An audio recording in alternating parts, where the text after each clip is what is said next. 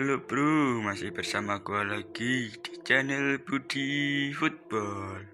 Nah, kali ini Mimin akan membahas 4 perbandingan Liga Indonesia dan Liga Malaysia. Nah, bagaimana perbandingannya? Siapa yang lebih unggul? Mari kita lihat bersama. Oke. Nomor 1 dari segi atmosfer Liga. Nah, kalau dari segi atmosfer Liga ini Malaysia memang kalah jauh ya dari Liga Indonesia. Antusias supporter Indonesia sangatlah besar dalam membela tim kebanggaannya. Bahkan tim-tim luar negeri pun sangat kagum dengan atmosfer Liga Indonesia ini. Bayangkan saja ya cuk, kita tidak di pertandingan tim seusia U19 saja sudah ribuan yang menonton.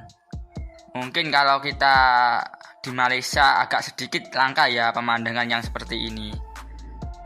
Nah, kalau bicara Liga Malaysia mungkin hanya beberapa saja yang memiliki supporter militan seperti ini, cuk, yaitu Johor Darul Takzim dan Selangor FA menurut Mimin. Total pada Liga tahun kemarin penonton yang ada di Liga Malaysia cuma 715.000 saja ya penonton yang datang ke stadion. Total akumulatif pada Liga kemarin.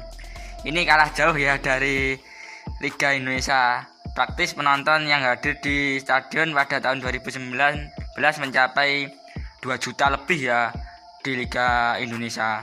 Dan sekaligus menempatkan Liga Indonesia di posisi ketiga Liga paling ramai se-Asia Tenggara ya, di bawah Korea League dan China Super League. Sebenarnya ini modal yang bagus untuk Liga Indonesia karena ini bisa menarik investor ya, agar bisa berinvestasi di klub Liga Indonesia. Seharusnya ini bisa dimanfaatkan baik ya oleh Liga Indonesia, akan tetapi ya kita tunggu saja lah, nikmati prosesnya saja.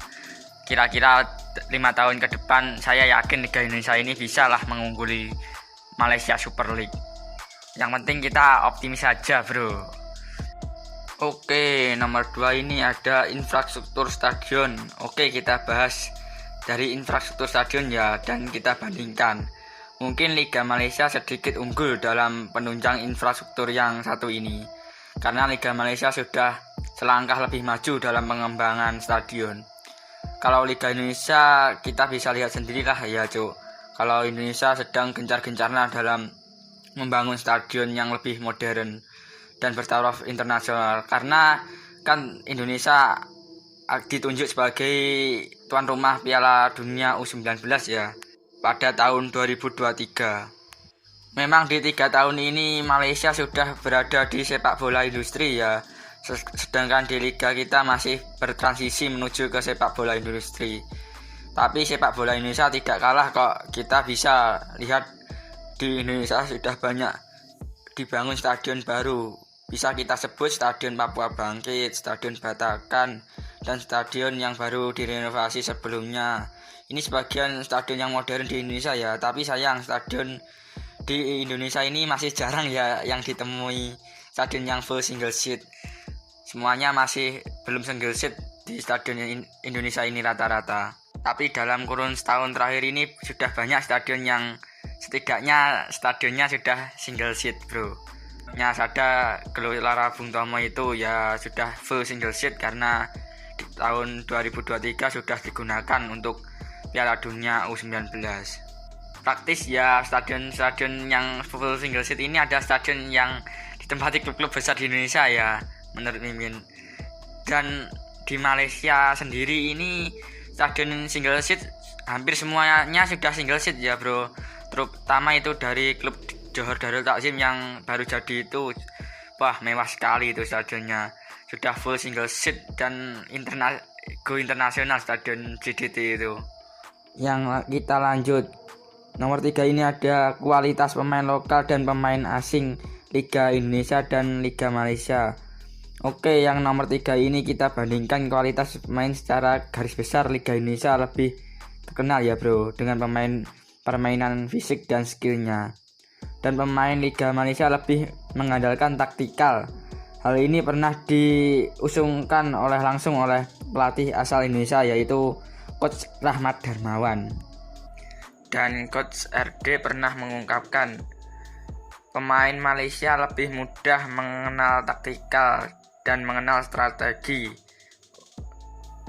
ungkap coach Rahmat Darmawan. Tapi menurut Mimin sih, pemain lokal Indonesia mempunyai keunggulan tersendiri ya. Contohnya saja dari segi skill dan kecepatan. Pemain lokal Indonesia lebih unggul lah nyatanya.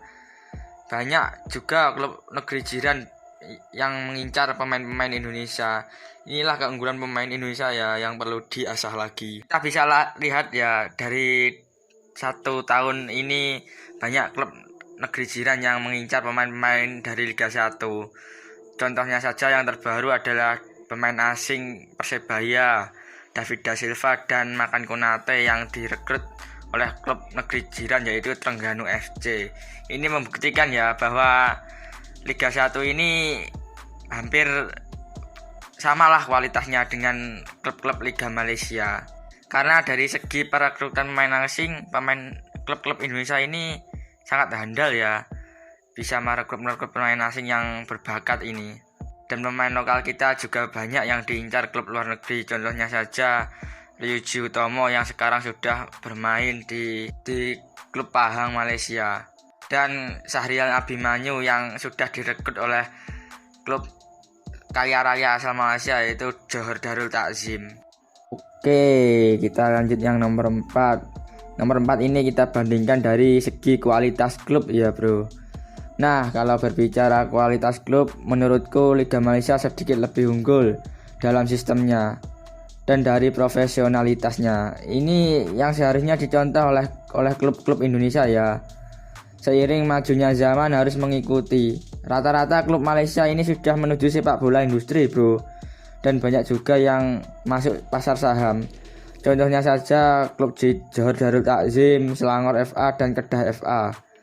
Dan mungkin yang dari klub Indonesia cuma Bali United dan Persija dan Persib ya yang sudah meluncur ke pasar saham klub. Tapi kalau berbicara rekor pertemuan, klub Indonesia lebih unggul cuk dalam 3 tahun terakhir ini.